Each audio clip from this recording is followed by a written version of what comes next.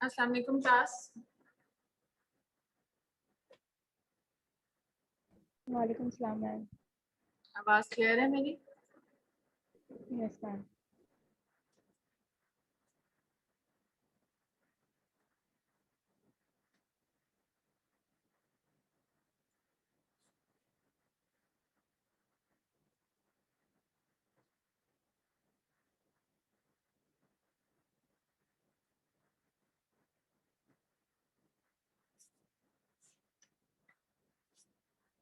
चलो स्टार्ट करते हैं। ऐसा लास्ट टाइम हम लोगों ने एक प्रोसीजर पढ़ा था फ्लोरोस्कोपिक। अब हम लोगों ने सारे प्रोसीजर्स पढ़ने हैं। फ्लोरोस्कोपिक प्रोसीजर्स में सबसे पहले हमने जीआई ट्रैक को कवर किया था। अपर जीआई से लेके हम लोगों ने रेक्टम तक उसकी जितनी भी बेरियम स्टडीज थी वो हम लोगों ने पढ़ी थी। और अपर जीआई में हम लोगों ने बेरियम स्वॉलो, देन स्टमक और ड्यूडिनम के लिए barium meal, then small intestine के लिए barium follow through, and then हमारे पास बेरियम नीमा था। ठीक है, ये चार हम लोगों ने उसके अंदर प्रोसीजर्स पढ़े थे। देन हम लोगों ने उसमें देखा था कि all are under fluoroscopy equipment. हमें पता है कि फ्लोरोस्कोपी इक्विपमेंट किस तरह होता है, पेशेंट किस तरह लाए करता है, और एक्सरे ट्यूब जो होती है वो किस साइड पे होती है, कैसे हम स्पॉट इमेजिंग लेते हैं। स्पॉट इमेजिंग का क्या मतलब होता है कि थोड़े थोड़े टाइम के बाद हम लोगों ने उसके इमेजेस लेने होते हैं। ठीक है, और इसके अलावा हम लोगों ने उसके अंदर कॉन्ट्रास्ट पढ़ा था कि कितने टाइप के कॉन्ट्रास्ट होते हैं और कौन सा कॉन्ट्रास्ट हम लोग इसके अंदर यूज करेंगे। लो और स्मॉलर कॉन्ट्रास्ट जो है वो क्या है। ठीक है, कॉन्ट्रास्ट मीडियम को हम लोग इंशाल्लाह एक लेक्चर में कंप्लीट करेंगे कि कॉन्ट्रास्ट कितने टाइप के होते हैं, कॉन्ट्रास्ट लो और स्मॉलर क्या होता है, हाई और स्मॉलर क्या होता है। ठीक है, अभी सिर्फ आप ये याद करो कि इसके अंदर कॉन्ट्रास्ट कौन सा यूज हो रहा है, कॉन्ट्रास्ट का नेम बस याद कर लो कि इस प्रोसीजर के अंदर ये कॉन्ट्रास्ट यूज हो रहा है। ठीक है, देन हम लोगों ने उसके इंडिकेशंस पढ़ी थी कुछ के पेशेंट इस कंप्लेंट्स के साथ आया है तो हम लोग उसके कौन सा स्कैन करेंगे, कौन सा प्रोसीजर उसके लिए करेंगे, क्या कॉन्ट्रा इंडिकेशंस हैं उसकी। ठीक है, फिर कैसे प्रोसीजर परफॉर्म करेंगे, उसके लिए कोई पेशेंट की प्रेपरेशन रिक्वायर्ड है या प्रीलिमिनरी फिल्म्स रिक्वायर्ड है, व्हाट आर प्रीलिमिनरी फिल्म्स, वो हमने पढ़ी थी लास्ट लेक्चर में। ठीक है, फिर उसके अलावा हम लोग स्पॉट फिल्म्स लेते थे। किसी के लिए हम लोगों को उसी वक्त लेने होते थे, कुछ हम लोग टाइम ड्यूरेशन के बाद लेते हैं, 5 मिनट 10 मिनट। ठीक है, इस तरह हम लोगों ने टाइमिंग रखी हुई है कि स्पॉट फिल्म के लिए हम लोगों ने इस तरह इमेजेस लेने हैं। ठीक है, डाई हमें नजर आता है वाइट कलर का। फॉलो स्ट्रक्चर्स वैसे हमें नॉर्मली एक्सरेज के ऊपर नजर नहीं आते हैं, हमको अगर हाईलाइट करना होता है तो हम डाई डालते हैं, दैट इज द कॉन्ट्रास्ट। तो वो उस स्ट्रक्चर को हमें हाईलाइट कर देता है। इफ देयर इज ऑब्स्ट्रक्शन तो हमें पता चल जाता है कि नैरोइंग हो गई है आगे। ठीक है, वो वहाँ से कॉन्ट्रास्ट आगे नहीं जा रहा। ठीक है, अगर कोई ट्यूमर्स पड़े हुए हैं, एक्सटर्नल ट्यूमर पड़े हुए हैं जो उसको एक्सटर्नली कंप्रेस कर रहे हैं तो वो उसके एरिया को कंप्रेस कर देंगे। ठीक है, अगर इन्फ्लेमेशन है तो वॉल कैसे हमें इन्फ्लेम्ड नजर आएगी। ठीक है, ये सारी हम लोगों ने कुछ इमेजेस देखे थे। आज हम लोगों ने पढ़ना है गायनाकोलॉजिकल इमेजिंग। दैट मीन्स ये भी एक अंडर फ्लोरोस्कोप एक प्रोसीजर है, बट हमने गायनी की स्टडीज करनी है इसके अंदर। ठीक है, ये क्यों ज़रूरी होता है, इसकी क्या इंडिकेशंस होती हैं और ये किन पेशेंट्स में किया जाता है, ये आज हम इस पर कंप्लीट पढ़ेंगे। अगेन ये एक फ्लोरोस्कोपिक प्रोसीजर है। अगेन इसके अंदर कॉन्ट्रास्ट मीडियम यूज होगा। कॉन्ट्रास्ट कौन सा यूज होगा, किस तरह यूज करेंगे, किस तरह इंजेक्ट करेंगे, पहले हम लोग एनाटमी देख लेंगे। ठीक है, उसके बाद हम लोग उसके जो है ना कुछ एबनॉर्मेलिटीज देख लेंगे कि अगर नॉर्मल इस तरह है तो एबनॉर्मल उसके अंदर क्या क्या चीजें आ सकती हैं जो कि हम लोग को इमेजिंग के ऊपर नजर आए। ठीक है, गायनेकोलॉजिकल इमेजिंग में सबसे पहले हमें पता है कि जब भी हम लोग गायनी का स्कैन करते हैं तो we have different modalities to evaluate diseases of the gynae. ठीक है, उसके अंदर नंबर 1 एक तो है हिस्टेरोसल्फिंजियोग्राफी। ठीक है, नाम काफी बड़ा है इसको जो है ना हिस्टेरोसल्फिंजियोग्राफी इज अ एक्सरे टेक्निक। इसके अंदर एक्सरेज यूज हो रहे हैं, इसके अंदर सोर्स हमारे पास एक्सरेज है, एक्सरे इमेजिंग है। ठीक है, उसके अलावा हम लोग क्या अल्ट्रासाउंड बड़ा कॉमन है गायनी के लिए। हम लोग ओवरीज को देखते हैं, उसके अंदर यूट्रस को देखते हैं, उसके अंदर एंडोमेट्रियल लाइनिंग देखते हैं। अगर कोई अबनॉर्मेलिटी है तो अल्ट्रासाउंड के ऊपर हम लोग उसको फौरन से पिक कर सकते हैं।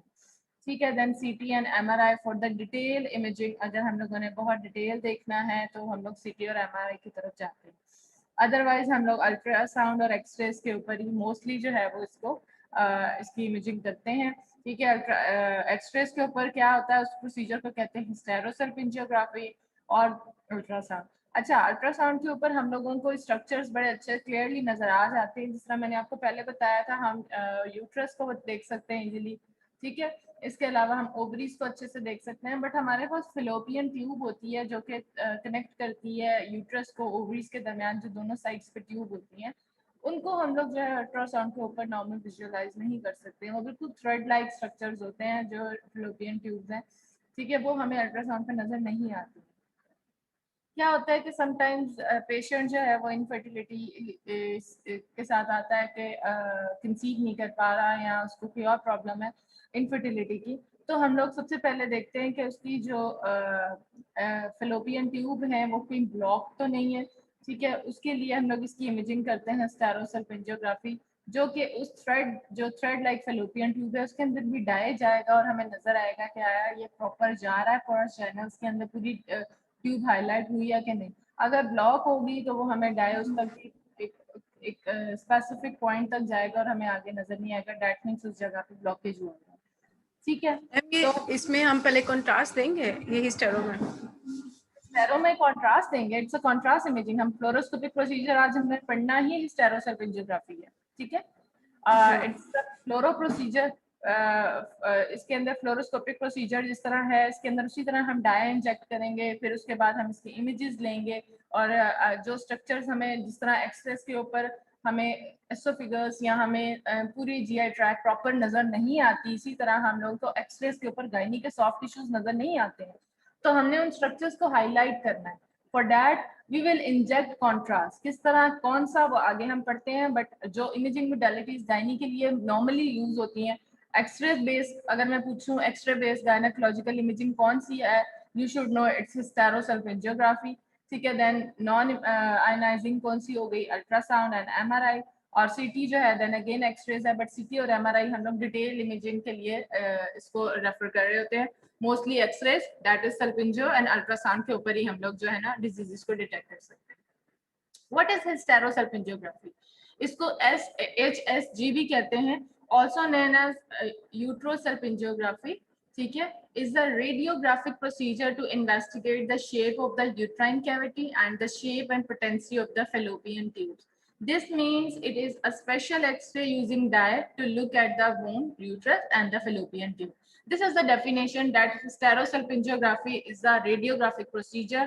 एक्सरे इसकी सोर्स है, इसके अंदर क्या इन्वेस्टिगेट करते हैं, इसके अंदर हम यूट्रस, फेलोपियन ट्यूब्स को देखते हैं, ठीक है। अगर उसकी पैथोलॉजीज हैं, उसकी एक तो एनाटमी, नॉर्मल एनाटमी देखते हैं, अगर शेप है तो हमें आगे हम शेप्स भी पढ़ेंगे कि डिफरेंट कंजेनिटल कुछ शेप्स होती हैं जो कि डिफरेंट होती हैं, वो क्या प्रॉब्लम कॉज कर सकती हैं, ठीक है। एक तो एक नॉर्मल एनाटमी हम लोगों ने इसके अंदर पढ़नी है, दूसरी इसके अंदर हम लोग पैथोलॉजीज को भी रूल आउट करते हैं, and very important fallopian tube की पोटेंसी, ठीक है। फेलोपियन ट्यूब हिस्टेरोसल्फिंजियोग्राफी में बहुत इंपॉर्टेंट है। बाकी चीजें हम अल्ट्रासाउंड के ऊपर भी देख सकते हैं, यूट्रस के अंदर जो भी पैथोलॉजीज आती हैं, ठीक है। और लेकिन जो फेलोपियन ट्यूब है उसकी पोटेंसी हम लोग अल्ट्रासाउंड के ऊपर नहीं देख सकते हैं। फॉर डैट हम लोग हिस्टेरोसल्फिंजियोग्राफी करते हैं। पेशेंट आते ही वो वाले हैं इस थेरो के लिए जो कि इनफर्टिलिटी का ज्यादातर उनके कंप्लेन होता है, ठीक है, कि वो कंसीव नहीं कर सकते हैं। फिर उनको हम लोग ये वाला टेस्ट कर लिखते हैं कि भाई आप लोगों ने हिस्टेरो करवा के आना है, ठीक है। ये कैसे होता है? बेसिकली तो हम लोगों ने फिलोपियन ट्यूब को देखना ना, कहीं वो ब्लॉक तो नहीं है। अच्छा, what are the indication? Patient क्यों करवाएगा hysterosalpingography? Number 1 is the infertility, very common, mostly यही इसी उसके साथ आते हैं इंडिकेशंस के साथ कि patient can not conceive, infertility है, ठीक है, उसके लिए। फिर उसके बाद आता है रिकरेंट मिसकैरेजेस, ठीक है, उसको बार बार मिसकैरेजेस हो रही है, कंसीव कर लेती है लेकिन मिसकैरेजेस हो रही है, उसकी क्या प्रॉब्लम होती है वो आगे मैं बताती हूँ कि किस वजह से जो है वो मिसकैरेजेस के चांसेस हो जाते हैं। एंड फॉलोइंग ट्यूबल सर्जरी, ठीक है, these are the indications of the hysterosalpingiography. What are the contraindication? Pregnancy या प्यूरिलेंट डिस्चार्ज अगर है तो हम उनके अंदर हिस्टेरोसल्फिंजियोग्राफी नहीं करेंगे। ऑब्वियसली प्रेग्नेंट वुमेन है, प्रेगनेंसी है, उसके अंदर हम क्यों करेंगे? वो जो है फीटस को जो है वो जो है डाई जो है वो हार्म कर सकता है और हमें ज़रूरत नहीं होती। ऑब्वियसली हमारे यूट्रस के अंदर फीटस होता है तो उसके अंदर हम डाई कैसे जान सकते हैं? तो pregnancy is the contraindication and the other one is the purulent discharge. कोई भी डिस्चार्ज जो है ना ड्यू टू इन्फेक्शन ही होता है। अगर पेशेंट को बहुत ज़्यादा डिस्चार्ज है तो हम उसको जो है वो हिस्टेरो नहीं करेंगे, बिकॉज इट्स पहले ही उसको इन्फेक्शन की वजह से अगर हम कोई एक्सटर्नल कोई भी चीज़ या मतलब जिसमें डाई इंजेक्ट कर रहे हैं तो वो इन्फेक्शन को और ज़्यादा मतलब क्या कह सकते हैं और इन्फेक्ट कर सकता है। ठीक है, कॉन्ट्रास्ट मीडियम इसके अंदर दोनों यूज हो सकते हैं, हाई ऑस्मोलर कॉन्ट्रास्ट मीडियम भी और लो ऑस्मोलर कॉन्ट्रास्ट मीडियम भी, but volume should be 10 to 20 ml। ठीक है, अच्छा, equipment we know it's a fluoroscopic procedure, fluoroscopy unit with a spot film device. इसमें भी फिर उसी तरह हम स्पॉट फिल्म्स लेते हैं थोड़े थोड़े टाइम के बाद, क्योंकि हमें पता है कि कॉन्ट्रास्ट में आगे मूव करना है, थोड़े टाइम के बाद वो उसने फुल कर देना है कैविटी को, यूट्राइन कैविटी को, उसके थोड़ी देर बाद उसने आगे फेलोपियन ट्यूब में कॉन्ट्रास्ट में जाना है। ठीक है, देन हम लोग आगे देखते हैं इसको। एंड यूट्राइन कैन अच्छा vaginal speculum, these are the equipment use for the hysterosalpingography. एक तो इक्विपमेंट हो गया जो फ्लोरोस्कोपी का पूरा यूनिट है, उसके अंदर एक्सरे ट्यूब ऊपर होती है, देन हमारा जो बाकी टेबल होता है और उसके नीचे हमारे पास एक्सरे ट्यूब होती है, ऊपर इंटेंसिफाइंग स्क्रीन होती है जिसके ऊपर इमेज डिटेक्ट होता है एंड देन मॉनिटर पर डिस्प्ले होता है। ये तो होगी मशीन यूनिट हो गया पूरा। देन हम लोगों के पास कुछ और इंस्ट्रूमेंट्स होते हैं जिसको हम लोग यूज करते हुए स्टेरो करते हैं, that is the vaginal speculum. ठीक है, वल्सलम, फॉरसेप्स, यूट्राइन कैनुला और 8F पीडियाट्रिक फॉली कैथेटर्स। ठीक है, these are the equipment used for the hysterosalpingiography. This is the normal anatomy. ये दरमियान में क्या है, हमारे पास यूट्रस है, यूट्रस की दोनों साइड्स पे जो ट्यूब्स जा रही हैं, this is the Fallopian tubes that are attached to the ovaries. ये गोल गोल जो है राइट एंड लेफ्ट ओवरी। ठीक है, ये है यूट्रस, सेंटर में यूट्राइन कैविटी, ये पूरा यूट्रस है, ये यूट्राइन कैविटी, कैविटी से एक फेलोपियन ट्यूब इस तरफ जा रही है, एक फेलोपियन ट्यूब इस तरफ जा रही है, अटैच विद द ओवरीज। ठीक है, जब रिप्रोडक्शन होती है, जब ओवुलेशन होती है, यू ऑल नो कि ओवुलेशन के अंदर कैसे हमारा जो एग है वो यहाँ से डिस्पैच एक होके फेलोपियन ट्यूब के थ्रू यहाँ जाता है। अगर प्रेगनेंसी होती है तो क्या होता है कि हर मंथ जो हमारा फर्टिलाइज्ड एग है वो क्या होता है स्पर्म के साथ कहीं पे भी इसीलिए कहते हैं ना एक्टोपिक प्रेगनेंसी में क्या होता है, एक्टोपिक प्रेगनेंसी में यहाँ फेलोपियन ट्यूब के अंदर ही कहीं जो है वो फर्टिलाइज हो जाता है स्पर्म के साथ, तो वो नुकसानदेह होता है। ठीक है, वो एक्टोपिक प्रेगनेंसी होता है, उसको फौरन उसको खत्म करवाना होता है इस प्रेगनेंसी को। तो नॉर्मली क्या होता है, एग को यहाँ से रिलीज करके स्पर्म के साथ अटैच करके इस यूट्राइन कैविटी की वॉल के साथ यहाँ पे कहीं पे या यहाँ पे भी कहीं पे भी जो है ना इसको अटैच होना चाहिए, वो एक नॉर्मल प्रेगनेंसी होती है। ठीक है, फिर क्या होता है कि एग रिलीज हुआ स्पर्म के साथ, फर्टिलाइज्ड हुआ और इधर इम्प्लांट हो गया, इम्प्लांट हो के फिर वो जो है आगे प्रोसीड करता है हमें प्रेगनेंसी का सारा जो भी प्रोसीजर है, फीटस आगे फिर फर्स्ट ट्राइमेस्टर सेकंड ट्राइमेस्टर में आहिस्ता आहिस्ता आहिस्ता आहिस्ता बढ़ता जाता है। ठीक हो गया, so this is the normal anatomy. अच्छा, ये देखो हिस्टेरोसल्फिंजियोग्राफी के अंदर ये हमारे पास सिरिंज है, हमारे पास कैथेटर है, इसके थ्रू जो है हम लोग कॉन्ट्रास्ट इस कैविटी के अंदर इंजेक्ट करते हैं। ठीक है, ये व्हाइट कलर का क्या है, हमारे पास कॉन्ट्रास्ट है। ठीक है, थ्रू वजाइना हम लोग इंसर्ट करेंगे कैथेटर को और यूट्राइन कैविटी के अंदर उसको रखते हुए हम लोग फिर उसको आहिस्ता आहिस्ता से उसके अंदर कॉन्ट्रास्ट इंजेक्ट करते जाएंगे। वो पहले हमारे, अब ये देखो एक्सट्रेस के ऊपर देखें तो एक्सट्रेस के ऊपर हमें इस तरह नजर आएगा, नॉर्मली हमें कैविटी नजर नहीं आती, जब कॉन्ट्रास्ट डालेंगे देखो ओवरीज तो नजर ही नहीं आ रही है। ठीक है, तो नॉर्मल क्या होना चाहिए कि नॉर्मल उसने पहले यूट्राइन कैविटी को फिल करना है, फिर उसके बाद उसने फेलोपियन ट्यूब को, एंड देन उसका नॉर्मल स्पिलेज होना चाहिए कि यहाँ से हमें रिलीज होता हुआ कॉन्ट्रास्ट फील हो, उसकी जो हमारी पेल्विक कैविटी है उसके अंदर हम लोगों को कॉन्ट्रास्ट जाता हुआ उसका स्पिलेज नजर आए। अगर स्पिलेज हो रहा है दैट मीन्स कि कॉन्ट्रास्ट बाहर निकल रहा है वहां से, इसका मतलब है कि वो पेटेंट है। ठीक है, और इसका मतलब है कि उसकी फेलोपियन ट्यूब ब्लॉक नहीं, अगर ब्लॉकेज होगी तो वो हमें आगे उसका कॉन्ट्रास्ट मूव करता हुआ फील नहीं होगा। ठीक है, examination is done between the 4th and the 10th day in a patient with a regular 28-day cycle, जिसका normal cycle periods का 28 day का होगा, उसके अंदर हम पेशेंट को बुलाते हैं। इसकी स्पेसिफिक डेट्स होती हैं, हम कभी भी नहीं बुला सकते, इसके लिए उसको कहते हैं कि हम उसके पीरियड्स के 4 से 10 डे के दरमियान में उसको बुलाते हैं अगर उसका नॉर्मल साइकिल 28 डे का। ठीक है, दिस इज इम्पोर्टेंट, ये आपने याद रखना है। ठीक है, एप्रीहेंसिव पेशेंट्स में नीड प्री मेडिकेशंस, कुछ पेशेंट्स होती हैं जो कि डरती हैं या उनको पेन फील होगा या कुछ ऐसा, उनके लिए हम लोग paracetamol 2 tablets prior with examinations दे देते हैं। ठीक है, हाउ इज हिस्टेरोसल्फिंजियोग्राफी परफॉर्म, इस कैसे परफॉर्म की जाती है, ये अगर आप देखो इसके अंदर ये पेल्विक कैविटी है, नॉर्मल हम अगर इसका एक्सरे करें तो हमें बोन्स नजर आएंगे, इसके अंदर ये हमें स्ट्रक्चर नजर नहीं आएंगे। अगर हम ये देखें तो इसके अंदर कॉन्ट्रास्ट देखो, थ्रू वजाइना आगे यूट्राइन कैविटी और दोनों साइड्स पे ये थ्रेड लाइक जो छोटी छोटी बारीक सी हैं, these are the Fallopian tube. और ये हमें स्पिलिश भी फील हो रहा है इसके अंदर से निकलता हुआ, ठीक है, इसके अंदर से कॉन्ट्रास्ट निकल रहा है दोनों साइडों से। That means this is normal, दोनों फेलोपियन ट्यूब जो है वो नॉर्मल है, पेटेंट है, इसके अंदर कोई ब्लॉकेज नहीं। नॉर्मली हमें इस तरह का नजर आना चाहिए। अगर कोई एक साइड जो है वो हमें ब्लॉक है, हम कह सकते हैं कि उसकी right side fallopian tube block है, या जिस तरह भी हम रिपोर्ट करेंगे, but this is the normal hysterosalpingiography. In hysterosalpingiography, a thin tube is threaded through the vagina and cervix. A substance known as contrast medium material is injected into the uterus. A series of X-rays or fluoroscopy follows the dye, which appears white on X-rays as it moves into the uterus and then into the tubes. कोई मुश्किल, कोई परेशानी, कुछ समझ ना आया? Proper जो मैंने आपको एक्सप्लेन कर दिया वही है कि थ्रू वजाइना हम कॉन्ट्रास्ट को स्लोली इंजेक्ट करते हैं, फिर उसके बाद हम उसकी एक्सरेज लेते हैं कुछ टाइम के बाद, और उसी तरह हमारा जो डाई है वाइट कलर का नजर आता है वो आगे मूव करता जाता है through into the fallopian tubes.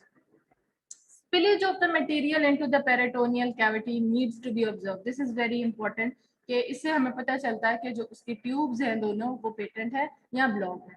It is a vital role in treatment of infertility, especially in case of fallopian tube blockage. क्योंकि मैं आपको बता चुकी हूँ कि इनफर्टिलिटी में ज्यादातर चांसेस होते हैं कि उसकी fallopian tube ब्लॉक है, इस वजह से जो है वो कंसीव नहीं कर पा रही है, ठीक है. तो उसके लिए फिर हम ये टेस्ट करवाते हैं कि आपने टेस्ट करना है, तो जो है हमें पता चल जाएगा कि उसकी fallopian tube ही ब्लॉक है, ठीक है.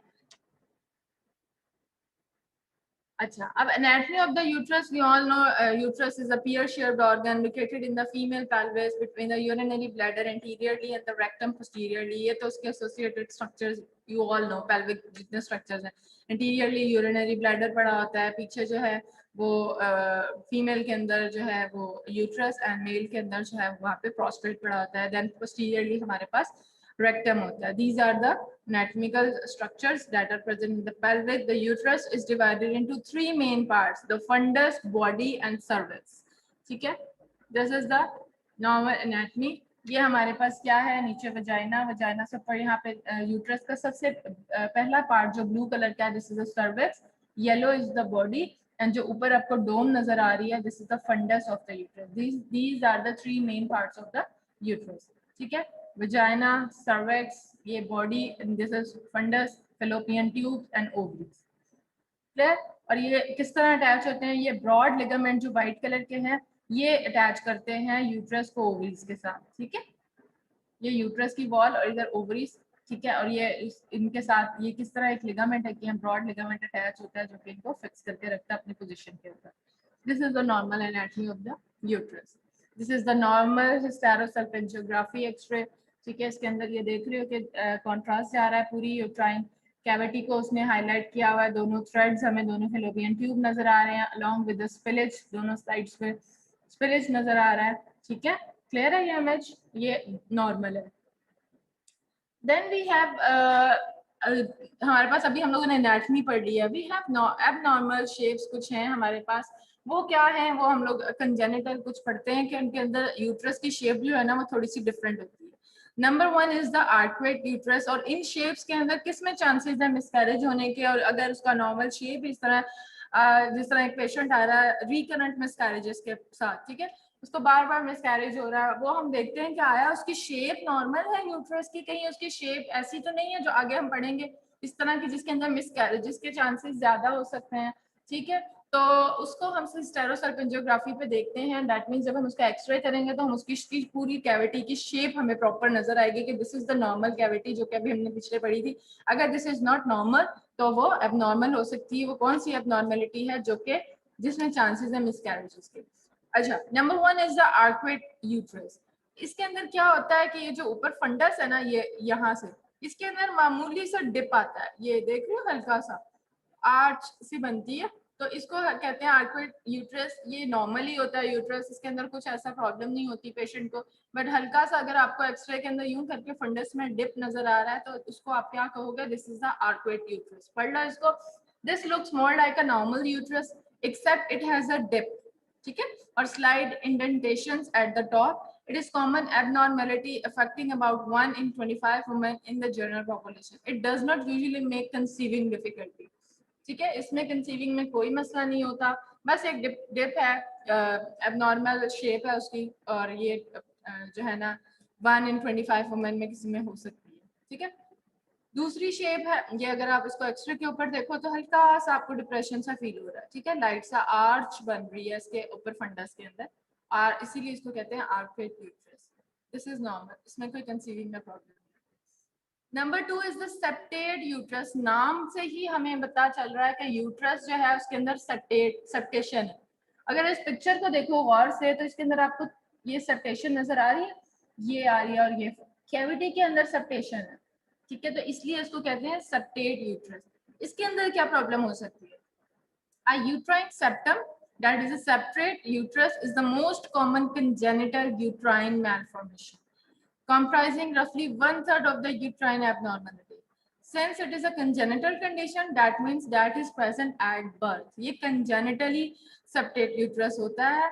A uterine septum is a band of fibrous tissue that partially or completely divides the uterus. ठीक है, ये जो बैंड हमें नजर आ रहा है फाइब्रस टिश्यू का सेंटर में, that will divides the uterus into two. Usually without a good blood supply. If a fertilized egg implants on the septum, the placenta is unable to grow properly and miscarriages is likely happen. इसमें क्या होता है कि जब आगे मैंने आपको पीछे बताया था कि जब फर्टिलाइजेशन हो जाती है, जब एग इम्प्लांट करेगा कहीं पे भी यूट्रस में, वो यहाँ इस वॉल के साथ भी कर सकता है, इस वॉल के साथ भी, ऊपर भी, कहीं पे भी। ठीक है, सेप्टेट यूट्रस के अंदर क्या होता है कि जो फर्टिलाइज एग है वो सेप्टम के ऊपर यहाँ आके इम्प्लांट हो जाएगा। कंसीव कर लिया है उसने, ठीक है, बट जब उसने इम्प्लांट करना है तो वो क्या होगा, उसको अर्ली मिसकैरेज हो सकता है, बिकॉज जब वो ग्रो करेगा उसका प्लेसेंटा वहां पे प्रॉपर जो है वो प्लेसेंटा, मेन प्लेसेंटा से ही तो ब्लड सप्लाई लेना है उसने सारा। ठीक है, फीटस ने सारा प्लेसेंटा जब बनता है वो वॉल के साथ बनता है, तो वॉल से मदर का जो ब्लड है ना वो लेता है। ठीक है, तो इधर ऑलरेडी ब्लड सप्लाई कम होती है और सेप्टम के अंदर तो है ही ब्लड सप्लाई नहीं, तो प्लेसेंटा ग्रो ही नहीं करेगा, दैट मींस कि उसके अंदर मिसकैरेज फौरन हो सकता है। तो जैसे ही वो इम्प्लांट करेगा यहाँ पे थोड़ा सा ग्रो करेगा तो वो मिसकैरेजेस की चांस ज्यादा है। तो in septate uterus there is a chance of miscarriages. ठीक है, और जो उसका क्या है रीजन है वो मैं आपको बता चुकी हूँ कि placenta will grow at the septum, जहाँ पे ब्लड सप्लाई कम होगी, और प्लेसेंटा जो है वो मेन जो ब्लड सप्लाई सारा प्लेसेंटा से ही फीटस को जाता है, तो मिसकैरेज हो सकता है। The septum may extend only part way into the uterus, partially septate uterus, or it may reach as far as on the cervix, complete septate uterus. Partial septates are more common than complete septates. अब ये partial है, नीचे से देख रहे हो इसका थोड़ा ये ओपनिंग है। समटाइम्स क्या होता है, सेप्टेट यूट्रस पूरा का पूरा कंप्लीटली दो में डिवाइड हो जाता है, एक इधर, दो कैविटीज बन जाती है। Partial septates are more common than the complete septates. A septate uterus may take it more difficult for you to conceive and may increase your risk of miscarriages.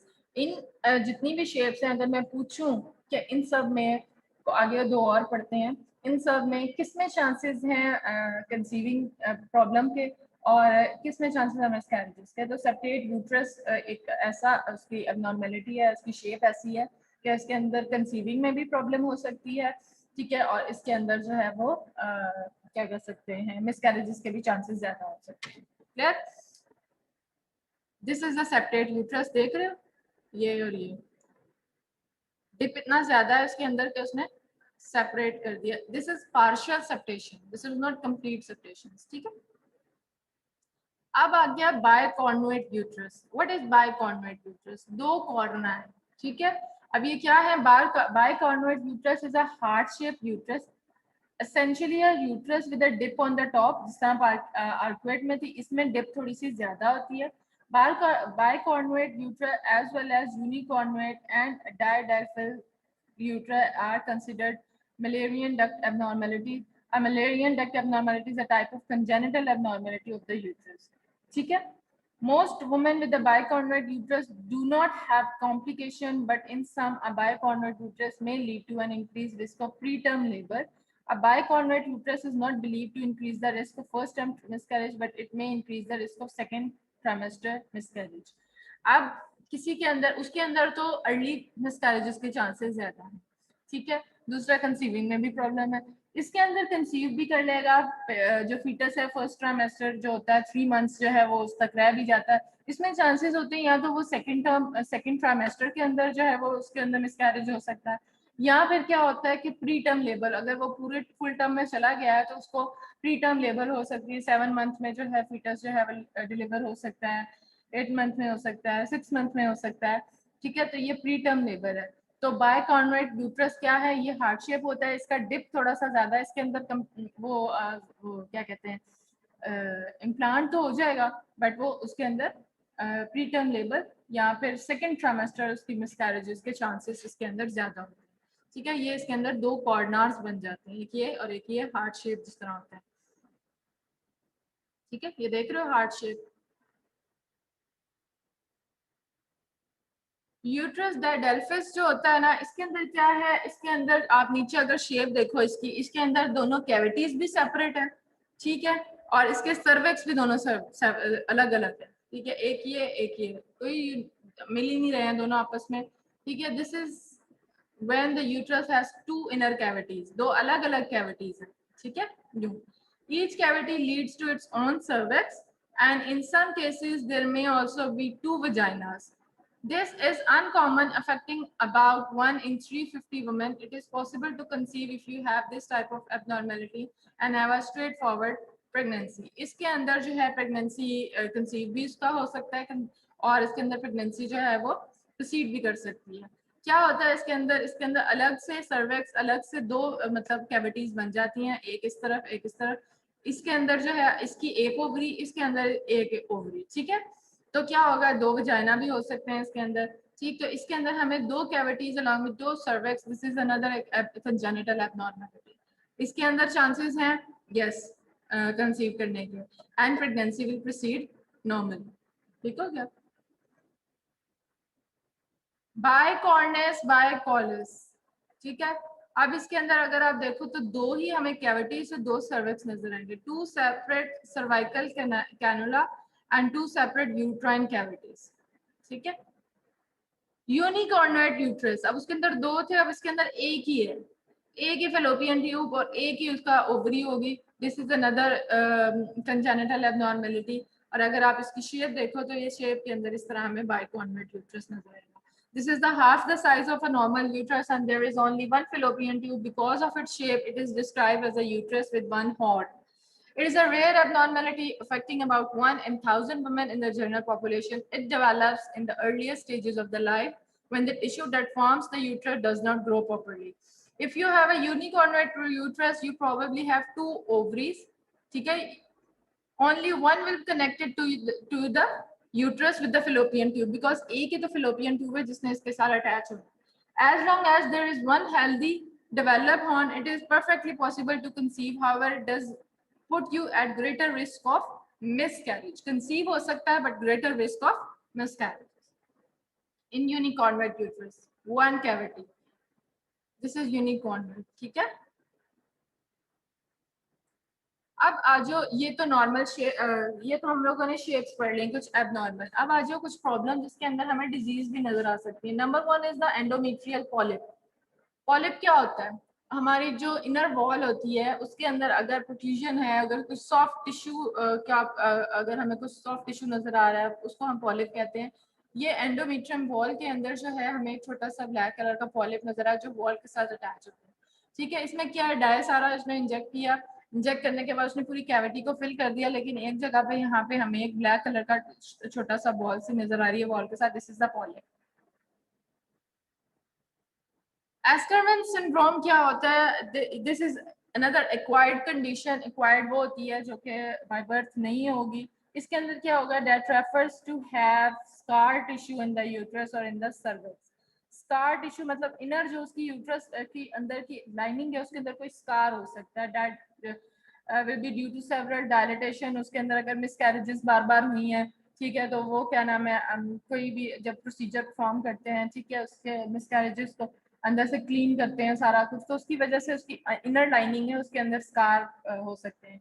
या क्योरटेज जो है वो एक प्रोसीजर है, उसके अंदर क्या होता है कि जो इनर लाइनिंग है उसका टिश्यू हम लोग लेके, जिस तरह बायोप्सी की जाती है ना, इसी तरह हम इनर एंडोमेट्रियल की लाइनिंग का टिश्यू थोड़ा सा लेके और फिर उसको टेस्ट किया जाता है, ठीक है, उसको क्योरटेज कहते हैं। ये दोनों प्रोसीजर के अंदर चांसेस होते हैं कि वो अंदर की जो इनर लाइनिंग है उसके अंदर स्कार प्रोड्यूस कर सके।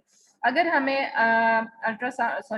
एक्सप्रेस के ऊपर हिस्टेरोसल्पिंजोग्राफी, ये जो टेस्ट है हमारा प्रोसीजर, इसके अंदर यूट्रस के अंदर अगर हमें स्कार फील हो रहा है तो उसको हम कहते हैं एस्करमैन सिंड्रोम, ठीक है। दिस इज ड्यू टू जो scar in the inner lining.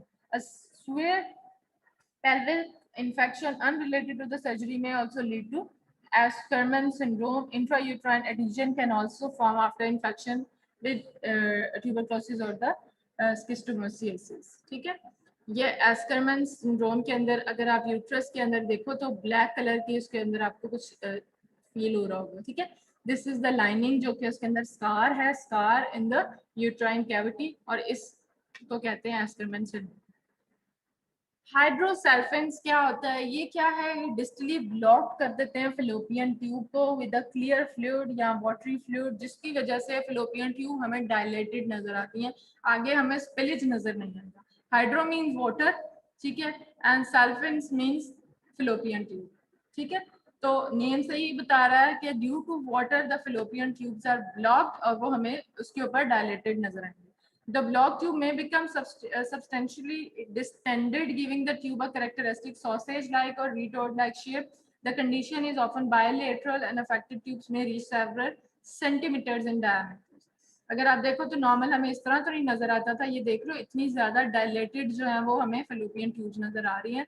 This is हाइड्रोसल्फिंक्स, और इसके अंदर ड्यू टू द फ्लूइड जो है वो फिलोपियन ट्यूब की डायलेटेशन है। देन हमारे पास एक और डिजीज जिसको हम एंडोमेट्रियोमा कहते हैं। ओमा is a what, benign condition, benign tumour of endometrium. इस नाम से आधी तो हमारी मेडिकल की जो है ना वो नाम से ही हमें बता देती हैं। Endometrioma is the presence of endometrial tissue in and sometimes on the ovary. Endometrial का ही टिश्यू जो है वो ओवरीज के अंदर जा सकता है, वहां पे हमें कोई मैस नजर आ सकता है, ठीक है, या फिर एंडोमेट्रियल कैविटी के अंदर ही उसके फ्लूइड जो टिश्यू है वो ज्यादा हमें बड़ा सा नजर आ सकता है। एंडोमेट्रियोमा जैसा बिनाइन कंडीशन, ठीक है। ये हमें इसके अंदर ये MRI का स्कैन हुआ हुआ है, उसके अंदर हमें जो है नजर आ रहा है, ठीक है। देन फाइब्रॉइड्स क्या होते हैं, fibroids are abnormal growths that develop in और on the women uterus. The growths are typically benign and non cancerous. The cause of fibroids are unknown. ये बहुत कॉमन है, बहुत ज्यादा यूट्रस में मिलते हैं हमें, ये ग्रोथ है नॉर्मल सी, बिनाइन कोई समझ लो टिश्यू है, बिनाइन हमारे पास कोई ट्यूमर है लेकिन नॉन कैंसरस होता है। और फाइब्रॉइड्स हमें बहुत, इसमें क्या होता है पेशेंट की हैवी ब्लीडिंग के चांसेस बहुत ज्यादा हो जाते हैं अगर उसके अंदर फाइब्रॉइड्स हैं, ठीक है। ये कुछ जो है वो ये कहते कुछ नहीं है, नॉन कैंसरस होते हैं, बिनाइन होते हैं। मैंने काफी मतलब ज्यादातर प्रेगनेंसी में भी जो है ना मोस्टली लोगों को प्रेगनेंसी के साथ भी फाइब्रॉइड्स बन जाते हैं, और वो कहते हैं कुछ नहीं, आपकी प्रेगनेंसी को भी कुछ नहीं कहेंगे, आपके फिटस को भी कुछ नहीं कहेंगे, ग्रो करते रहते हैं ऐसे ही। बट अगर वो ज्यादा हो जाए तो उसको थ्रू सर्जरी जो है फाइब्रॉइड को रिमूव भी किया जा सकता है, ठीक है। ये अल्ट्रासाउंड के ऊपर हमें फाइब्रॉइड नजर आ रहा है, ठीक है। ये ऑन MRI, ठीक है, ये MRI के इमेजेस हैं कुछ। एक्टोपिक प्रेगनेंसी जो कि फेलोपियन ट्यूब के अंदर अगर हमें प्रेगनेंसी जो है वहाँ पे फर्टिलाइज है, वहाँ पे इम्प्लांट हो जाए तो that is the ectopic pregnancy. Molar pregnancy क्या होती है, ये इस तरह का हमें ट्रोपोप्लास्टिक सा एक मैस नजर आता है जिसके अंदर ये वाइट वाइट वाइट और ब्लैक ब्लैक ब्लैक डॉट्स नजर आते हैं। ये मोलर प्रेगनेंसी क्या होती है, it's abnormal form of pregnancy in which a non viable fertilized egg implants in the uterus and will fail to become to the term, ठीक है। A molar pregnancy is a gestational trophoblastic disease. ये proper एक pregnancy नहीं होती है but ये लगती है प्रेगनेंसी ही है, बट इसके अंदर क्या होता है, गेस्टेशनल ट्रोपोप्लास्टिक छोटे छोटे जो सेल्स है ना which grows into the mass in the uterus that has swollen chorionic villi, which these villi grows in the cluster that resemble the grapes, ठीक है। जो हमारे अंदर कोरियोनिक विलाय है उनकी स्वेलिंग होने की वजह से वो एक मैस अपीयरेंस देते हैं बड़ा सा, छोटे छोटे जो है ना विलाय जो है वो ग्रेप्स की तरह क्लस्टर फॉर्म में हमें नजर आते हैं, और ये हमें इमेजेस के ऊपर इस तरह नजर आता है, ठीक है। This is known as the molar pregnancy. This normal pregnancy में क्या होता है कि इम्प्लांट होता है अंदर यूट्रस की लाइनिंग के अंदर, एक छोटा सा जो भी एग फर्टिलाइज होगा, एंड देन जो मोलर प्रेगनेंसी होती है एब नॉर्मल परफॉर्म प्रेगनेंसी है, इसके अंदर गेस्टेशनल जो ट्रोपोप्लास्टिक डिजीज है वो फर्टिलाइज वो इस तरह ग्रो करता है और हमें छोटे छोटे विलायर्स जो है वो ग्रेव्स की क्लस्टर फॉर्म में नजर आते हैं। Ovarian cyst another is important और बहुत ज़्यादा कॉमन होती है, बहुत ज़्यादा होती हैं, सिस्ट हो सकती हैं, खुद ही बनती हैं, खुद ही ख़त्म हो जाती हैं, इनका कोई कॉज नहीं हो सकता अभी तक, नॉन कॉज नहीं है, ठीक है। कुछ हमारे पास हेमरेजिक सिस्ट होती हैं, उसके अंदर ब्लड होता है, ठीक है। ये ओवेरियन सिस्ट सिंपल जो है, अगर एन ओकेक है तो हमारे पास वो सिंपल ओवेरियन सिस्ट है, ठीक है। Cyst adenoma. डर्मोइड सिस्ट क्या होता है? एबनॉर्मल ग्रोथ, जिसको टेराटोमा भी कहते हैं, containing epidermis, hair follicles and sebaceous gland. ऐसी सिस्ट जिसके अंदर हम लोगों को एपिडर्मिस या हेयर फॉलिकल्स या ग्लैंड्स मिल रहे हैं पेल्विक कैविटी के अंदर, उस सिस्ट को हम डर्मोइड सिस्ट कहते हैं, ठीक है। This is dermoid cyst on the CT scan. Cervical carcinoma, ठीक है। तो ये हमारी यूट्रस की सारी एबनॉर्मेलिटीज जो कि कॉमनली हमें नजर आती हैं, क्लियर सारी हो गई हैं। हिस्टेरोसेल्फिंजियोग्राफी वाज द प्रोसीजर दैट जो कि अभी मतलब अंडर एक्सरे जो है हम लोग उसको परफॉर्म करते हैं। क्या किस तरह परफॉर्म करते हैं? वही एक्सरेज लेते हैं, इस इमेज कैसा नजर आता है, कॉन्ट्रास्ट कैसे इंजेक्ट करते हैं थ्रू कैथेटर। पहले हम वजाइना से उसकी uterine cavity and then fallopian tube को विजुअलाइज करते हैं, स्पिलेज होना चाहिए, this is the normal. Abnormalities में हमने उसकी शेप्स देखी हैं, किसके अंदर चांसेस हैं मिसकैरेजेस के, किसके अंदर चांसेस है नॉर्मल कंसीव हो जाए, किसके अंदर चांसेस हैं कि जो है वो प्री टर्म बर्थ जो है उसकी हो जाए या सेकेंड ट्राइमेस्टर मिसकैरेज हो जाए। ये पॉइंट्स आपने याद करने वाले हैं, ठीक है। फिर हमने और एबनॉर्मेलिटीज पढ़ी हैं यूट्रस के अंदर, हमें कोई पॉलिप नजर आ सकता है, कोई कैंसर सेल्स नजर आ सकते हैं, endometrioma is very common, then ovarian cysts, these are all the abnormalities that can be seen in the uterus, ठीक है। तो आज का टॉपिक हमारा गायनी का कंप्लीट हो गया है। मैम अगर हमारे फेलोपियन ट्यूब बिल्कुल ही ब्लॉक है तो प्रेगनेंसी होगी ही नहीं? अगर हमारी फेलोपियन ट्यूब अगर फेलोपियन ट्यूब ब्लॉक है तो फिर प्रेगनेंसी नहीं होगी या फिर हो जाएगी और फिर मिसकैरेज हो जाएगा? कैसे हो सकती है? बिल्कुल नहीं होगी, इनफर्टिलिटी होती है उसमें।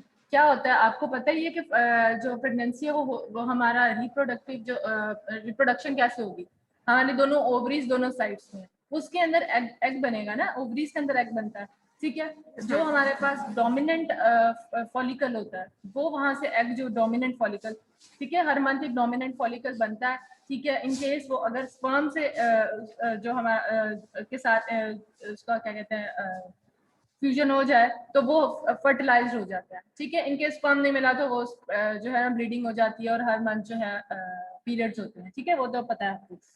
अगर तो वो ही एग जो है वो रिलीज हो जाए देन दिस इज पीरियड। अगर वो एग जो है वो स्पर्म के साथ जो है फ्यूज होके वहाँ पे फर्टिलाइज हो जाता है तो वो प्रेगनेंसी बना हो जाती है, ठीक है। वो inner wall of the uterus में कहीं पे भी इम्प्लांट करता है और वहां पे प्रोसीड करता है, वो जिस वॉल के साथ अटैच करेगा वहां पे प्लेसेंटा बन जाएगा और प्लेसेंटा जो है वो ब्लड जो है वो सारा क्या कह सकते हैं मदर से फीटस के दरमियान जो कम्युनिकेशन है that is due to the placenta. सारा ब्लड सप्लाई जितना फूड जो भी है पेशेंट का वो वेस्टेज या जो वो उससे ही एक्सचेंज हो रहा होता है थ्रू प्लेसेंटा फीटस का। तो वो inner wall of the uterus के साथ अटैच होता है, दैट मीन्स वो मदर के साथ और उसका फीटस का कम्युनिकेशन।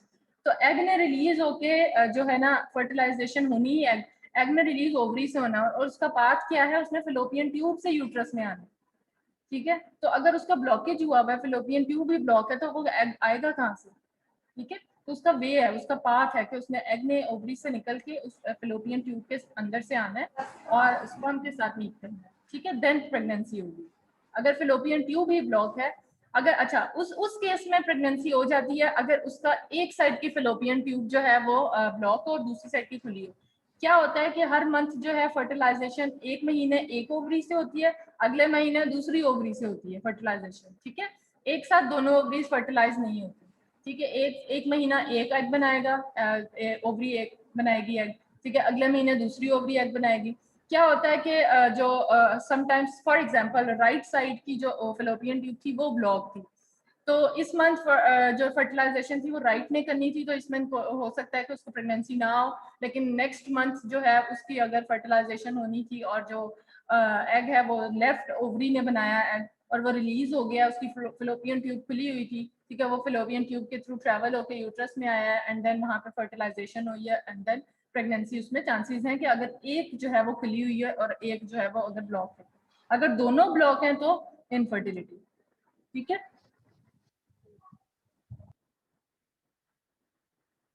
इसके अलावा कोई और क्वेश्चन?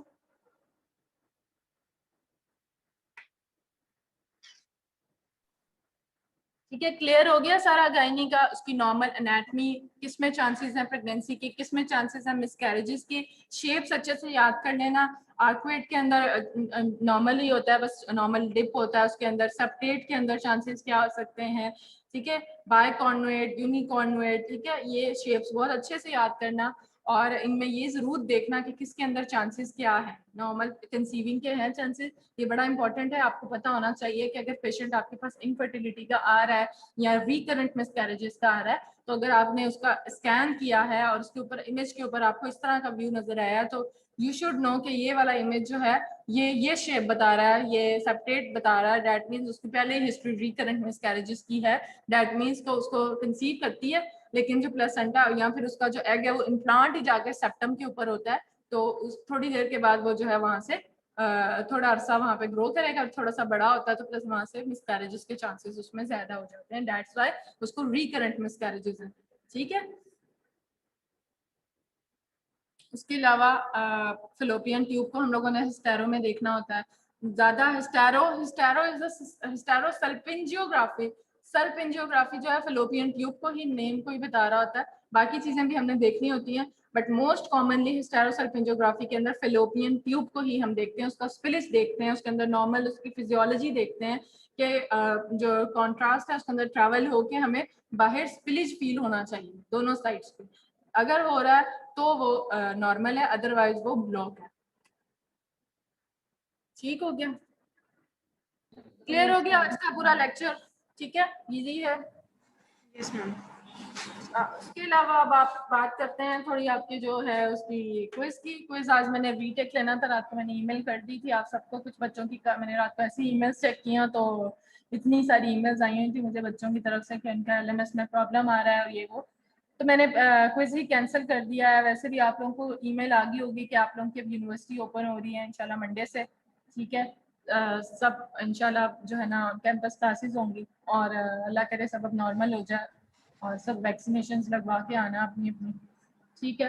तो क्विज का मैंने अब ये किया कि आपका जो क्विज हो गया सो हो गया, ठीक है, लेकिन उसका एक है कि मैं उसकी वेटेज कम कर रही हूँ, उसकी वेटेज 10% थी, मैं अब उसकी वेटेज 5% कर देती हूँ, ठीक है। बाकी हम असाइनमेंट्स रख लेंगे या कुछ जो है ना और असेसमेंट्स कर लेंगे, जो हो गया उसको छोड़ दो, अब रीटेक जो है ना उसको भूल जाओ, आगे की तैयारी करते हैं। क्विज होने हैं, सॉरी अपना मिड्स होने हैं, ये जो होने हैं, जो जिस तरह था मैम अब मिड्स वगैरह जो है सब कुछ तो यूनिवर्सिटी में होगा ना? अब जो कुछ होगा यूनिवर्सिटी में होगा, ठीक है। मैम फिर जो हमारे मिड में ये वाला सिलेबस तो नहीं आएगा ना, क्विज वाला सिलेबस? नहीं, वो नया सिलेबस मैं आपको बता दिया करूंगी, कुछ नेट कुछ हम लोग स्पॉटिंग भी रखेंगे, कुछ मे बी मैं अब अगर यूनिवर्सिटी प्रॉपर से स्टार्ट होती है तो प्रैक्टिकल भी करते हैं कुछ, तो एंड में जो है ना कुछ प्रैक्टिकल के लिए क्लासेस रखते हैं। करनी हुई तो अगर मैं अच्छे से उसकी प्रॉपर प्रोब हैंडलिंग और ये वो सिखा देती हूँ आप लोगों को, देन मैं उसका मे बी टेस्ट भी रख सकूँ, ठीक है। तो वो मैं असेसमेंट आपको बता दूंगी कि प्रैक्टिकल जो है ना आपको थोड़ा आना चाहिए, थोड़ा बहुत, लेकिन वो आपको करवा के देन ही मैं करूंगी इसके ऊपर। अगर प्रॉपर अभी देखते हैं पूरा सेमेस्टर पड़ा हुआ है, सिर्फ क्विज ही हुआ है, तो इंशाल्लाह जो है उसके साथ ही देखते हैं किस तरह क्लासेस स्टार्ट होती हैं, तो प्रैक्टिकल की भी बीच में क्लासेस रखेंगे। मेरा दिल है जल्दी जल्दी से हम लोग अपना कोर्स कंप्लीट करें, फोकस ज़्यादा हमारा प्रैक्टिकल की तरफ हो, अल्ट्रासाउंड का ज़्यादा, ठीक है। और अल्ट्रासाउंड आप लोगों ने पढ़ी हुई है ना, जनरल और रीजनल दोनों पढ़ ली है? Yes ma'am. ठीक है, तो जनरल रीजनल दोनों आपकी होगी। मस्कुलोस्केलेटल मैम वो पढ़ रहे हैं कुछ स्टूडेंट्स और कुछ नहीं पढ़ रहे और ये पढ़ रहे हैं तो मैम। मेरे साथ ही आज इसी सेमेस्टर में पढ़ रहे होंगे, ठीक है। यस वो मैम। इंशाल्लाह मतलब ओवरऑल हम एक अल्ट्रासाउंड की ट्रेनिंग रखते हैं, प्रैक्टिकल काम उसके ऊपर देखते हैं, सारी मस्कुलोस्केलेटल वाले भी और आप लोग भी जिस तरह है उनकी क्लास में मैं रखती हूँ प्रैक्टिकल, एटलीस्ट आपको थोड़ा बहुत नेबोलॉजीज, प्रोब हैंडलिंग, कैसे मूव करना है, स्क्रीन पे कैसे चीज़ें नज़र आती हैं, वो सारी चीज़ें जो है ना प्रैक्टिकली देखते हैं। मैं तो खुश हूँ कि शुक्र है कि स्टार्ट हो रहा है, सब कुछ नॉर्मल हो रहा है, और ये हवाई पढ़ाई से ना समझ आती है और ना हम लोग कन्वे कर सकते हैं जिस तरह एक प्रॉपर करना चाहिए। बट पूरी कोशिश होती है कि आपको अच्छे से समझ आ सके सारा कुछ। फिर भी अगर बाकी असेसमेंट्स इंशाल्लाह आप आगे कंटिन्यू करेंगे, समझ आ गई। अब इसका वीटेक नहीं होगा, इसकी वेटेज मैंने कम कर दी है, 5% कर दी है। तो अब तैयारी करो मिड की। जो आपकी क्लास पार्टिसिपेशन होगी वो भी मैं अब इंशाल्लाह क्लास में लूँगी, ईजी हो जाएगा क्लास में 1-2 क्वेश्चन पूछना आपसे ना, ठीक है। तो फिर तो आप लोगों ने उसकी प्रिपरेशन तो की हुई है। तो बाकी असाइनमेंट का मैंने आपको बताया था कि वो एक जो लास्ट लेक्चर था जीआई का, वो मैंने अपलोड कर दिया था। थोड़ी हैवी फाइल थी इसलिए उसको मैंने टाइम लगा, लेट अपलोड किया उसको मैंने उसको कन्वर्ट कर दिया जी ड्राइव के ऊपर, और उसकी लिंक वहाँ पे शेयर कर दी है, ठीक है, क्योंकि सारे उसके अंदर इमेजेस थे। ठीक है, उन इमेजेस को आप लोगों ने उसकी डेफिनेशंस मुझे बतानी है। तो एक और मैं असाइनमेंट आपको दूंगी, वो आपको मैं एंड में असाइनमेंट दूंगी, लेकिन फिलहाल के लिए ये असाइनमेंट है। अभी आप बना लो, अभी मैंने कोई डेट अनाउंस नहीं की कि कब तक आपने सबमिट करवाना है, तो इजी होके बना लो अभी, ठीक है। तो क्लासेस शुरू होती हैं इंशाल्लाह, कुछ चीज़ें हम लोग क्लास में डिस्कस करेंगे। आप लोग आ जाओ वापस खैरियत से, और जो है फिर कुछ चीज़ें जो है ना क्लास में डिस्कस करेंगे, ठीक है। तो क्विज को भूल जाओ, जो हो गया खत्म, 5% वेटेज की, अब रीटेक नहीं मैम होगा। आपने जो असाइनमेंट के बारे में बताया था वो जरूरी है कि हम टेबल ही बनाएं, वैसे हम कर सकते हैं? क्या कर सकते हैं, टेबल ही बनाना है बेटा। मैम जी, वो पिक्स इंसर्ट करनी है ना, तो इमेजेस भी बहुत ज्यादा छोटी बनेगी टेबल पे। थोड़ा वो बड़ा बना लो, मतलब इतना बड़ा इमेज भी ना हो, ठीक है, कि रीडेबल हो, कि थोड़ा जिस तरह 4-5 इमेजेस जो है वो एक पेज पे आ जाए, या 4 इमेजेस एक पेज पे आ जाए, 4 कर लो। 4 थोड़े साइज इतना होता है कि बहुत छोटा भी नहीं होता, बड़ा होता है, ठीक है। तो मैम वो पेजेस की लिमिट तो नहीं है ना कि इतनी तक हो पेजेस, वो जितने मर्जी हो? क्या वो मुझे आवाज नहीं क्लियर आ रही। मैम असाइनमेंट की कह रही हूँ कि इस तरह तो पेजेस ज्यादा बनेंगे, तो उसकी तो कोई लिमिट नहीं है ना? वो आप बना लो, एक पेज पे 4-4 करते जाओ जितने बनते हैं, ठीक है। और मैम वो मस्कुलर उसकी पूछना डेफिनेशन लिख था लेना, ठीक है, पहले कि उसका नेम लिखना, उसमें पहले कॉलम में इमेजेस जो आपने कहा। पिक्चर लगा देना। क्या कह रही हो। मैम मस्कुलोस्केलेटल अल्ट्रासाउंड में जो आपने कहा था कि इमेजेस भी इंसर्ट कर लीजिएगा, तो वो जो इमेजेस अप्रोचेस में हमने करनी है, वो हमने ट्रांसड्यूसर की प्लेसमेंट की इमेजेस करनी है अभी जो? इमेजेस करने हुए मस्कुलोस्केलेटल में बात करेंगे उसकी। अगर तो करने हुए लगाने हुए लगा दो, एक प्रेजेंटेशन अच्छी हो सकती है। अगर नहीं हो सकती तो कोई मसला नहीं है उसका, आप सिर्फ लिखो उसके अंदर जो है ना ओरिजिन इंसर्शन, जो वो क्या कहते हैं, sorry, pro placement, patient positioning, और जो स्ट्रक्चर्स हमें नजर आ रहे हैं वो इज इम्पोर्टेंट, ओके मैम। ठीक है। तो अगर किसी के साथ इमेज लग सकती है, आप किस तरह प्रेजेंट कर सकते हो असाइनमेंट को, अगर कर सकते हो अच्छे से तो उस तरह कर लो, अगर नहीं हो सकता तो नो प्रॉब्लम।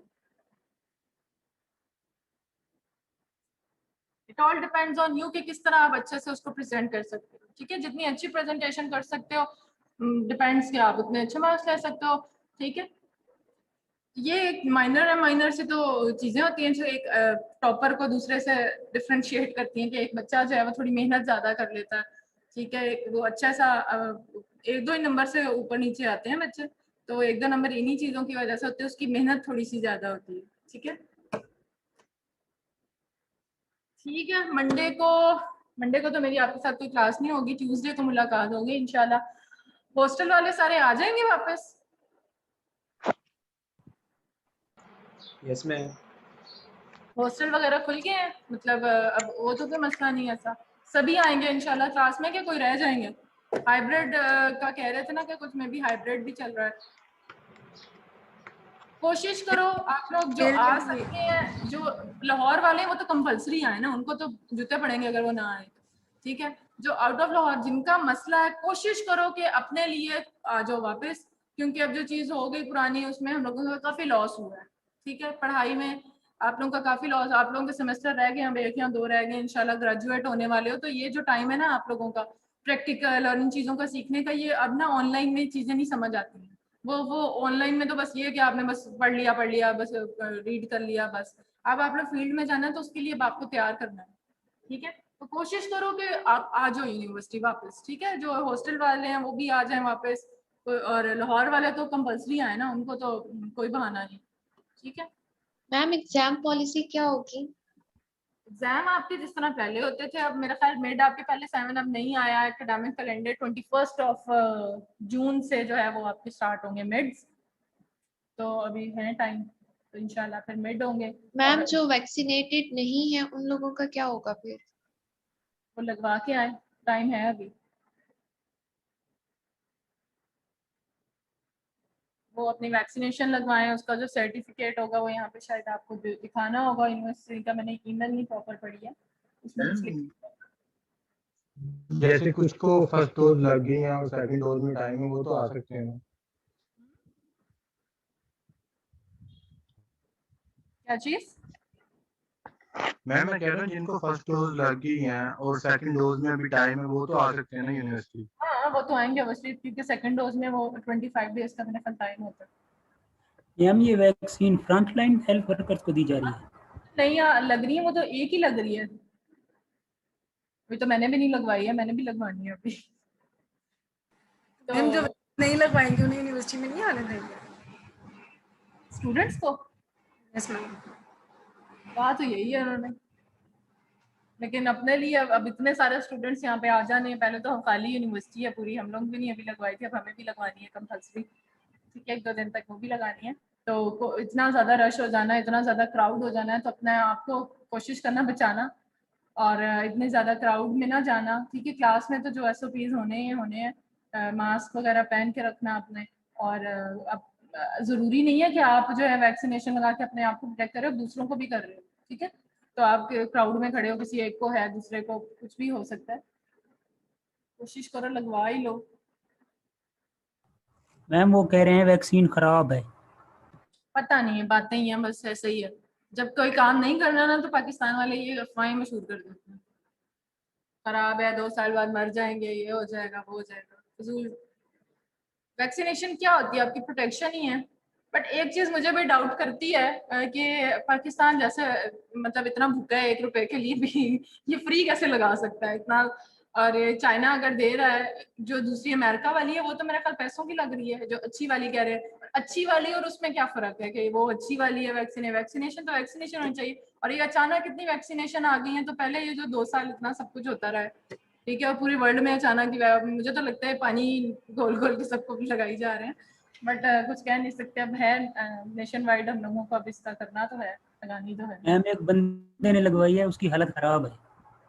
यस मैम हमारी फाइजर करके जो है वैक्सीनेशन कह रहे हैं वो सही है, वो बट लगा कई जगहों पे। मैम हमारी फाइजर तो अभी तक आई नहीं है, फाइजर महंगी है, अभी आई नहीं है यहाँ पे। आई है यहाँ पे, ये अकरम मेडिकल कॉम्प्लेक्स में लग रही है। रेयर चांसेस है। मैम हमारी फैमिली में भी 2 बंदों ने लगवाई है, उनकी इतनी सीवियर कंडीशन है, वो हॉस्पिटल में एडमिट है वैक्सीनेशन लगवाने के बाद। जरा मैं वो फैन बन तो वैक्सीन का मैम सिम्टम होता है, वैक्सीन के लगवाने के बाद बुखार होता है और वॉमिटिंग होती है। मेरे घर पे भी मेरे पेरेंट्स की भी लग गई हैं दोनों डोजेस, और मेरे मतलब बाकी 1-2 और लोगों की भी लग गई हैं, ठीक है। तो वो तो पेरेंट्स की भी लगवा ली थी, वो तो लास्ट मंथ ही लग गई थी पेरेंट्स की, तो उनकी तो लगवा ली है। वो तो फर्स्ट डे थोड़ा सा होता है बुखार वगैरह, और बस फर्स्ट डे फिर उनको और तो कोई मसला नहीं हुआ, ठीक है अल्हम्दुलिल्लाह सब कुछ। मैम जी मैम ये मेमो की जो असाइनमेंट आपने दी है इसकी मेल आप कर देंगे जरा क्लियरली लिख के कि क्या करना है? असाइनमेंट की ये जो पिछले GI ट्रैक की, जी मैम प्लीज़ ज़रा मेल कर दें इसके अंदर लिख के कि क्या असाइनमेंट है और क्या क्या करना है। मैं आपको बता देती हूँ। आपने एक टेबुलर फॉर्म के अंदर डिजीज को डिफाइन करना है, जो मैंने इमेजेस आपको लास्ट GI में दिखाए थे, जिनका सिर्फ नेम लिखा हुआ था, वो इमेजेस आपने एक्सप्लेन करने हैं, ठीक है। तो आपने उस डिजीज का नेम लिखना है, एक्सप्लेन मतलब कि आपने उसकी 2 to 3 लाइन की डेफिनेशन आपने गूगल पे देखो कि what is this disease is, किस वजह से है, ये क्या है, ये इन्फेक्शन है, ये ट्यूमर है, ये क्या है, और वो इमेज के ऊपर किस तरह नजर आता है, ठीक है, मैम टैबुलेटेड फॉर्म में जरूरी है क्योंकि मैंने टैबुलेटेड जिस फॉर्म में तरह नहीं मर्जी बनाई बना है। लो, इजी है। अगर उस दूसरी तरह बनाते हो, जैसे इजी लगता है आप लोगों को बना लो। ओके मतलब मैम, थैंक कहने का मतलब ये है कि आपने उसका ये 3 चीजें तो लिखनी है, नेम, डेफिनेशन एंड इमेज। ठीक है, जैसे आप लोगों को इजी लगता है, आपने टेबुलर में बनाना है उस तरह बना लो, दूसरी तरह बनाना है दूसरा बना लो, जितना अच्छे से एक्सप्लेन कर सकते हो कर लो, हेडिंग्स डाल के और जो मर्जी जिस तरह मर्जी। ठीक है, तो आपके लिए ये कि इमेजेस जो है कुछ अभी मैं और भी इमेजेस ऐड करवाती रहूंगी बीच में। ठीक है, तो अभी इस को वो ना करना कि ये फाइनल आपकी वो है, लेकिन मेनली पूरी मेमोग्राफी की असाइनमेंट ये होगी कि आपको इमेजेस रीड करने आने चाहिए, इमेजेस दिखने आने चाहिए। कुछ मैं एक्सरेज के भी आपको बीच में बताऊंगी। ठीक है, ये तो जीआई ट्रैक के थे ना, कुछ एक्सरेज की बताऊंगी कि ये एक्सरे को रीड, चेस्ट एक्सरे बड़ा इंपॉर्टेंट है, वो आपको उसकी एनाटमी एटलीस्ट रीड करनी आनी चाहिए।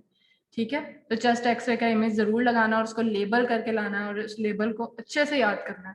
एक तरफ बनाना उसका डायग्राम, इमेजेस सेव कर लेना। ये आपके लिए, आपकी याद करने के लिए इस तरह की असाइनमेंट बना रही हूँ कि आपको याद करना आसान हो। चेस्ट एक्सरे को रीड करना आना चाहिए। ठीक है, कि लंग्स कैसे नजर आते हैं, उसके अंदर ट्रेकिया कहाँ पे ब्लैक क्यों नजर आता है, पीछे इमेज लगाओ और उसको एक्सप्लेन करो चेस्ट एक्सरे को। ठीक, एक्सरे एक्सक्यूज मी मैम, जी मैम जो लोग पाकिस्तान में नहीं है, जो लोग बाहर हैं, और अगर वो जून से मतलब जून के मंथ में अगर वापस ना आ सकें, तो फिर उन स्टूडेंट्स के लिए क्या क्या एग्जाम या मिड टर्म पॉलिसी होगी? अभी तक तो कोई पता नहीं है मुझे इसका, मैं आज पता करती हूँ कि जो आप माहम हो ना, जी आपका कब तक का प्लान है वापसी का? मैम एक्चुअली मैं किसी पेपर वर्क के लिए आई थी और वो अभी तक हुआ नहीं है, तो हम लोग अभी वेट कर रहे हैं इमिग्रेशन ऑफिस से। जैसे ही कोई जवाब आता है तो मैं तभी आ सकूंगी। सो मुझे नहीं लगता कि मैं जून के मंथ में आ सकूंगी, मोस्ट प्रॉब्ली आई गेस जुलाई के फर्स्ट वीक में।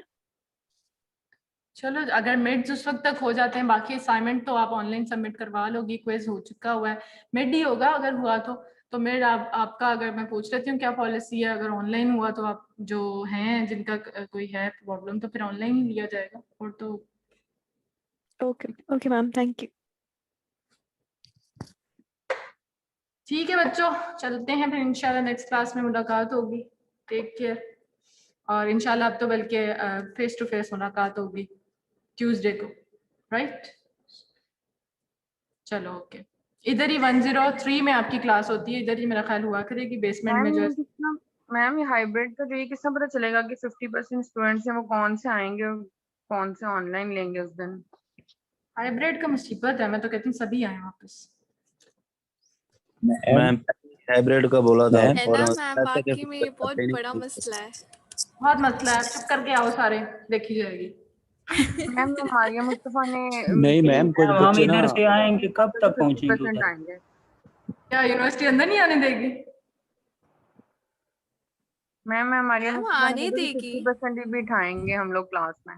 कोई बात नहीं, मैं तुम लोगों को आधों को नीचे जमीन पे बिठा दूंगी, टाट बिछा के ना, पहले जिस तरह पढ़ाते होते थे। आधों को चेयर्स पे बिठा दूंगी, आधों को पीछे टाटों पे बिठा के ना पढ़ाऊंगी, लेकिन पढ़ाना तुम लोगों को मैंने ऑन कैंपस ही है, बहुत हो गया ऑनलाइन। क्लास छोटी है ना, 6 मीटर का फासला कैसे होगा? आधा घंटा एक क्लास को पढ़ा के ना, उसको बाहर निकाल के आधी क्लास को दोबारा अंदर बुला के उसको पढ़ा देना, बाहर बिठा देना।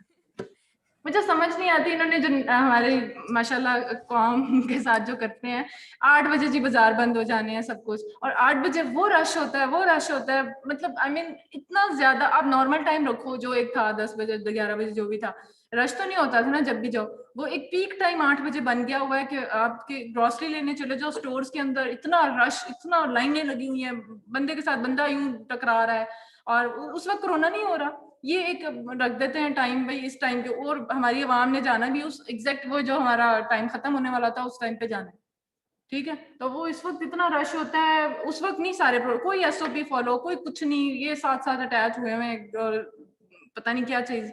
नॉर्मल रखें सब कुछ, नॉर्मल वापस खोलें सब कुछ, जो हो देखी जाएगी, अल्लाह मालिक है। जिंदगी खराब हुई हुई है इस कोरोना की वजह से। तो ठीक है, तो कोशिश करो वापस आओ, और मैं तो कहूंगी कि इधर ही पढ़ो जो पढ़ना है। बाकी जिनकी प्रॉब्लम है, जिनका वाकई मसला है, जिस तरह महा है वो कनाडा में वो नहीं आ सकती है, या और कोई इस तरह का मसला है, तो वो तो चलो उनका तो एक है प्रॉब्लम, जो आ सकते हैं वो तो आए ना क्लास लें। लाहौर वाले तो लाजमी आए, बाकी वाले भी कोशिश करें अपनी वैक्सीनेशन लगवाएं सब और वापस हॉस्टल्स में वापस आए। ठीक है, इंशाल्लाह ट्यूसडे ओके को मैम। इंशाल्लाह। ओके, टेक केयर, अल्लाह हाफिज। अल्लाह हाफिज मैम।